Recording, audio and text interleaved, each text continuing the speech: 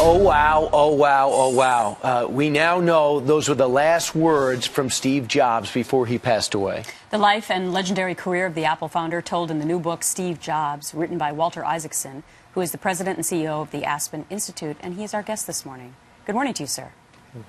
Hey, Gretchen. How you doing? Thanks for having me on. Just fine. You spent so much time with Steve Jobs, did so many interviews. When you hear that those were his last words as he looked at members of his family, your reaction? Well, you know, Steve Jobs was somebody who was known for being a bit prickly, but with his family and with his top colleagues, they were all with him at the end because he inspired incredible, loyal, great inspiration. And that's a scene that Mona Simpson, his wonderful sister, wrote about the end when all four of his children, his wife, his sister, some of his close friends are with him. And it's a very loving tableau, and it makes you remember that for all of Steve Jobs' quirks, this guy inspired an enormous amount of love, affection, and loyalty among his top team at work and love within his family. But it also, Walter, in watching a lot of your interviews and reading a lot of the book, he talked about life after death. What do you think he was seeing? That's what really intrigues me as he looked past his family and responded like that. Well, Greg, I mean, I don't really know. I do know that he told me that he always hoped that there was an afterlife, that the wisdom and sort of thoughts that you accumulate don't just end with you. I think we all, when we're on a journey, realize that you're seeking things on the journey, and I have no idea what his final thoughts were, I'm sorry to tell you. Now, I know that you also informed him that he might not like all of what you wrote about him in the book. And one of the things that I found most tantalizing was his criticism outright for Bill Gates. Here's his quote.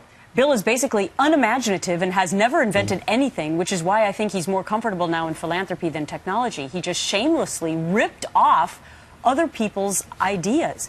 Were you shocked when he was this upfront with you as far as saying these feelings about Bill Gates? Yes, it's a somewhat complicated thing. There is a love rivalry competition that went on for 30 years. And these guys are actually very close. At the end, Bill Gates comes and visits. It's a very moving scene.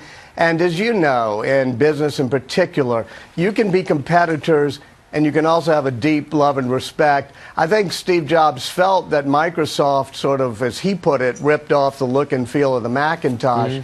But after 30 years, this was not just a pure rivalry. There was a deep affection and respect both ways too, and I try to capture that in the last scene when the two of them are together. They're saying really wonderful things about each other, but they also have still that little bit of rivalry. It's the way life is. It's like Da Vinci and Michelangelo and their interaction in today. Let's talk about Steve Jobs and his interaction with the President Obama. It was his idea, I understand, to get 6 or 7 CEOs together to talk about how to be more business friendly. He thought the president needed that. But he couldn't get the meeting together. He got frustrated with Valerie Jarrett. Can you explain? Well, actually not. If you read the book, what happens is as cancer reoccurs, they put together a meeting and it gets larger, and he's like, okay, this is getting too large, and it's in Washington. Steve is a very private person, and so when that happened, I think, late 2010 or whatever, and he got cancer and he was too sick to travel, he was a little bit private about it.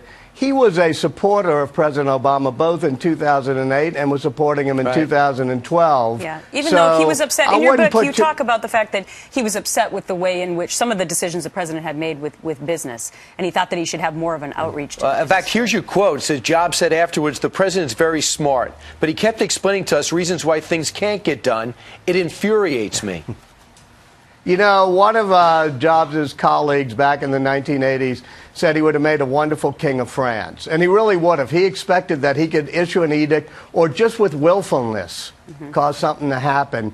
I think in a democracy, when you have a divided government and you have checks and balances, Steve Jobs was always frustrated that in Washington in general, it was hard to get things done, and it should be more like business where if you want to build a factory, you just decide, boom, I'm going to build a factory. And that type of frustration, I think, increased over the years as government became harder to get things done. But, being the CEO of a company you founded is a lot different, as you know, than being a politician in Washington, where there are checks and balances and it's a little harder to get things done. You can't just willfully decide, let's change policies and do it on your own. Well, he chose you to write the book, and it came out aptly right after his passing. Walter Isaacson, a fabulous job on the book. Very intriguing. Thank you. Thanks for being our guest. Hey, thank you for having me.